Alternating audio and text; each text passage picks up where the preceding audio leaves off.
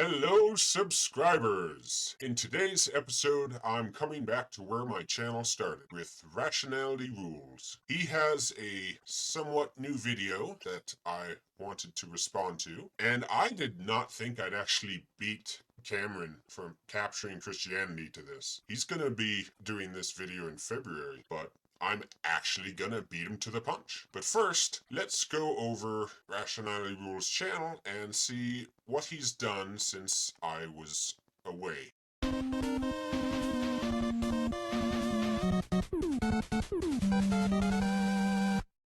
I'm just gonna go through and evaluate his thumbnails and see if there's anything I might want to look at later. So right off the bat, we seem to have 3 videos devoted to Pascal's wager. I might want to look at those later. The arrogant humility of Christianity. Pseudo-humility of Christianity. How arrogant of you.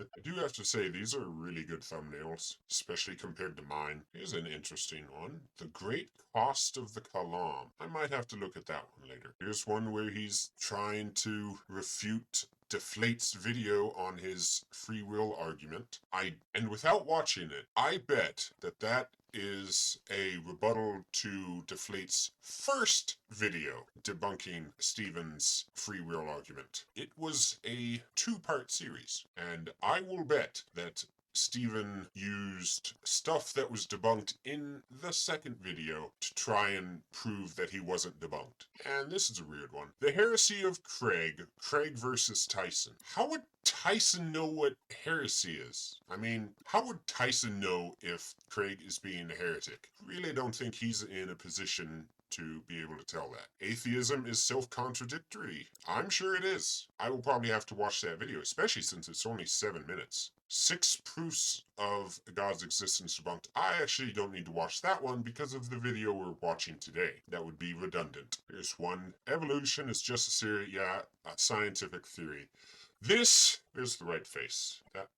Right. This really annoys me. Everybody knows if somebody says it's just a theory like that, they are not talking about it as a scientific theory, which evolution is not a scientific theory. It is a failed hypothesis with little to no evidence to back it up. It's just the two sides talking past each other because they want to use theory in their way. This is why I don't use the word theory. I will always call evolution a hypothesis to avoid such confusion. And here he's got how he's changed his views. I should probably watch that, but I don't care to. 3 biggest mistakes by atheists. I actually do want to watch that.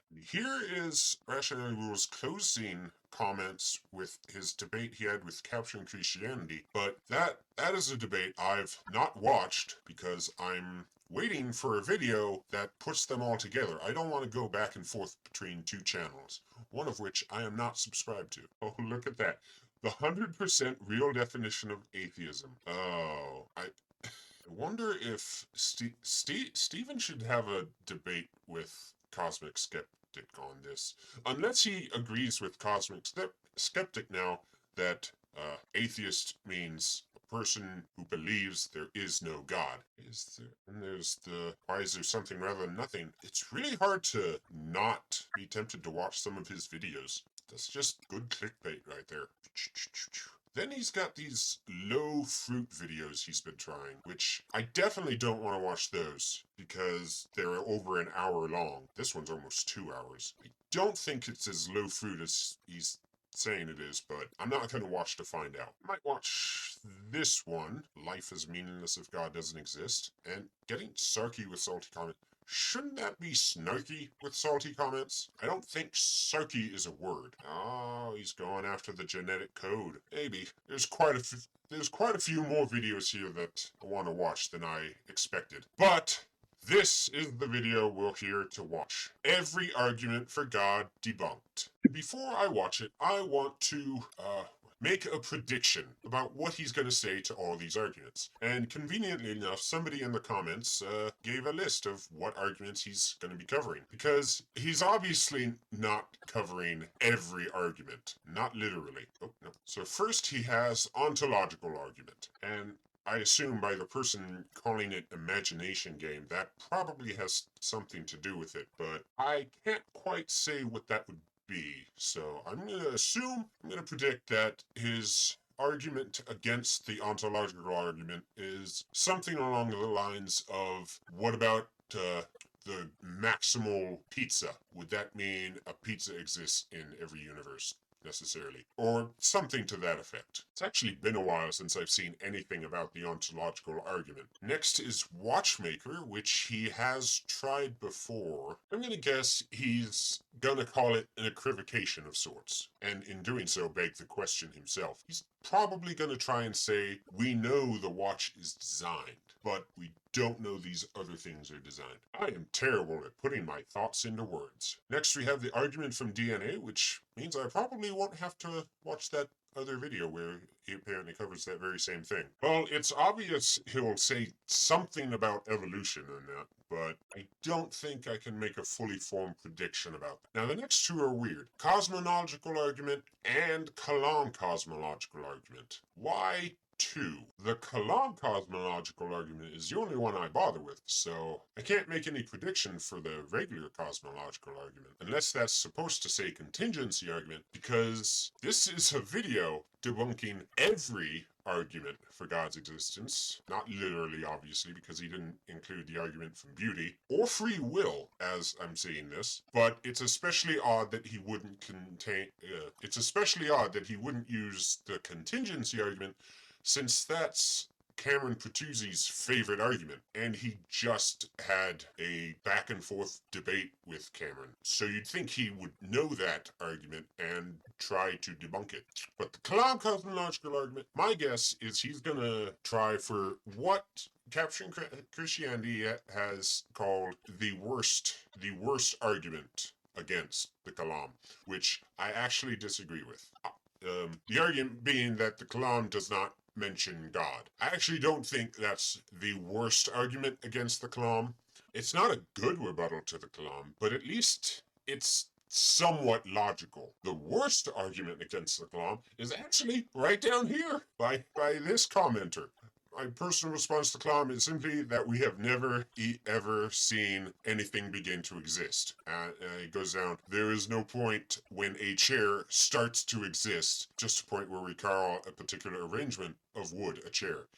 That is the dumbest argument against the Kalam. That point where we call a particular arrangement of wood a chair, that is the point when a chair exists, starts to exist. There's no getting around this. Everything either begins to exist at some point, or it has always existed. This argument is just putting your hands over your eyes and thumbs in your ears and going la la la la la la. Next we have the moral argument, and it seems obvious to me that Stephen's probably just gonna say we make our own morality or something along those lines. And 6235 slides missing. I have no idea what that means. I look forward to finding out. And then this one is a quote. Everything that exists has an explanation, but not necessarily a cause. A cause is a very specific type of explanation. Something tells me Stephen already addressed that, actually, because in his pinned comment, he has a correction. I guess I should read this before I go. Well, at least he's admitting that it's not special pleading. All right, let's get into the video. Why, hello, my fellow apes. I hope you are well. I know that. And immediately he starts by insulting his audience and calling everyone apes. You're not an ape, Stephen. So what I thought is, let's just debunk theism. Every argument for God's existence debunked in 15 minutes.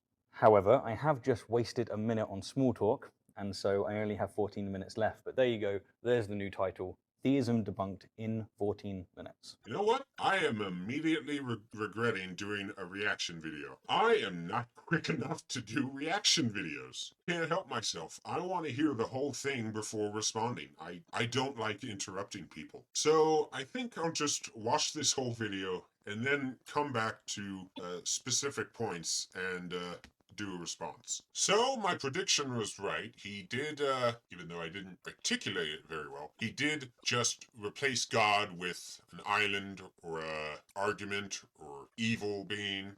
Then he made a rather ignorant joke about God being an evil being, which is absurd. But here's the thing. He's not using a modern day argument. He's not using the ontological argument that William Lane Craig puts forth. And I think there's a reason for that. But because I don't want to go searching for it, I know of a YouTube channel called, it used to be called Faded Pixels, but he changed his name to, I think, Zenjamin. He hasn't posted a lot in a while, but he did do a video debunking Cosmic Skeptic trying to refute the ontological argument. And that probably deals with a lot of this a lot better than I'm gonna. I'm actually gonna give Stephen a pass on this. Because when I first heard the ontological argument, I came to the same conclusion that you could just replace God with anything and it would still apply. And I don't remember what the defeater to that is.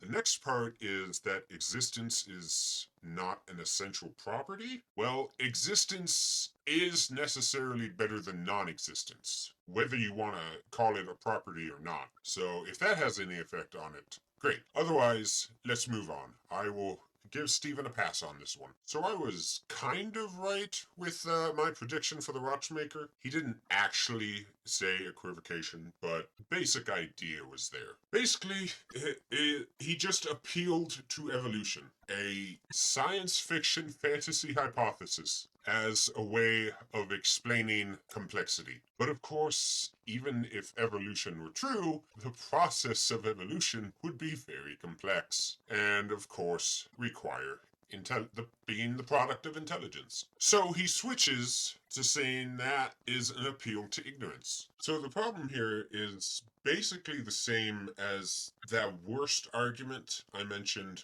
for the Kalam earlier, where he's saying just because we don't have any examples of complexity being produced without intelligence doesn't mean it doesn't exist. When it comes to these type of arguments where all the atheists can do is try and complain that we're appealing to ignorance because they can't prove their position, I think my response would be just follow the evidence. If the evidence right now says complexity is only a product of intelligence, then go there. And when you actually find an example of complexity not being the product of intelligence, then you can try and debunk the argument. But of course, evolution is not a defeater to it because it does not exist. The Earth isn't even old enough to support evolution. So for language in the DNA, he makes pretty much the same argument he did for the watchmaker analogy. So my response works just as fine here. Follow the evidence.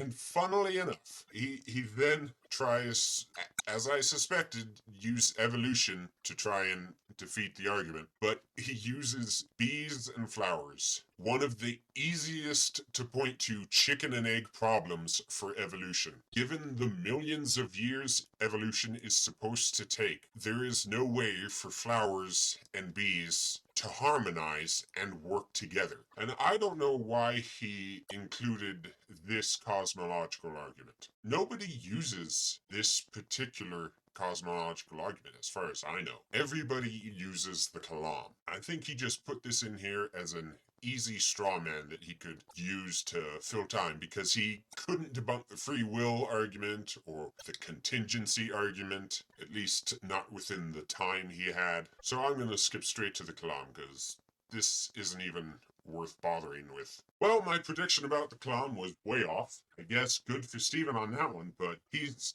trying to argue that an actual infinite is possible. But because he doesn't have any time, he does no substantiation for this. He just tells everyone to watch his debate with Cameron Bertuzzi, which I have not done.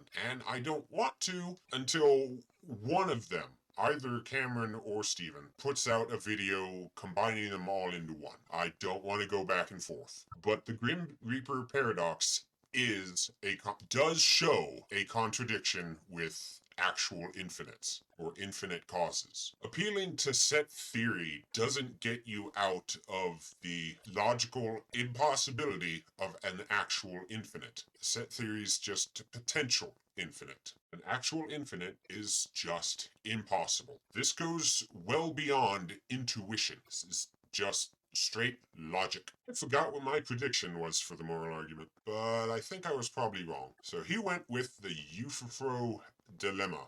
You can't see me, but I'm air quotes, putting those in air quotes. It's not a dilemma. At least not for a Christian. His first argument is that if it's morality because God says so, then it's not morality. Well, this would beg the question about what morality is. Oh, that's right, it says it right here. Objective moral values and duties exist. That's morality. It's defined right here. Objective moral values and duties. So if God says, do not murder, how is that not a moral value? How is that not a moral duty? It would be God's value. It's what he values. He values not murdering people. And it's our duty. We have a duty not to murder people. And because it comes from God, the most objective, what's the word? God is in the most objective position possible. So any duties that come from him are necessarily objective. If you want to say they're subjective to God, fine, I don't care. It's still objective to us. But duties coming from God goes way beyond might makes right. He is way more than just might. Also, I should point out that he's not using the Euthyphro dilemma the way you normally hear it. And I think there's a reason for that, because the Euthyphro dilemma is pretty easy to defeat. Now, personally, I would never say something is morally good in and of itself, necessarily. So I don't think this second argument really applies. Morality obviously does not supersede God. It comes from God. It's funny that earlier, when trying to debunk the Kalam, he was mentioning that some things goes against our intuition. But premise 2 of the moral argument relies on our intuition that objective moral values and duties do exist. So I'm surprised he didn't try to just take the anti-realist position and just argue that objective moral values and duties don't exist. And sometimes our intuitions, whatever he said earlier about intuitions being wrong. Alright, that's another failed video by Rationality Rules. This one's especially bad because he only gave himself 14 minutes, so he had no time to substantiate any of his arguments. Now's the time I would do a closing, but I haven't figured out how to close my episodes yet. Alright, see you whenever I make a video next. Bye.